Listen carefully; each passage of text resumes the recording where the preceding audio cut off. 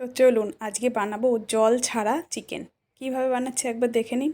প্রথমে আমি আলু 4 টুকরো করে কেটে গরম মশলা, গোটা গরম মশলা ফোড়ন দিয়ে আলুটা ভাজতে দিয়েছি। আলুটা আমার ভাজা হয়ে গেছে, এবার তুলে নেব। ওই তেলে দিয়ে দিলাম পেঁয়াজ।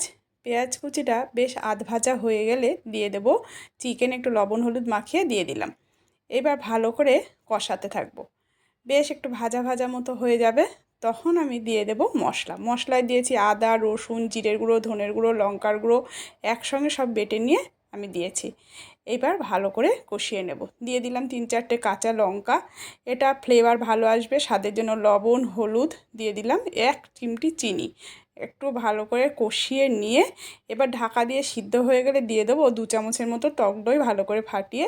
এবার আলুটা দিয়ে ঢাকা দিয়ে গরম মশলা, ঘি দিয়ে নামিয়ে নিলেই রেডি জল ছাড়া চিকেন। কেমন হয়েছে রেসিপিটা অবশ্যই জানাবেন। বাই।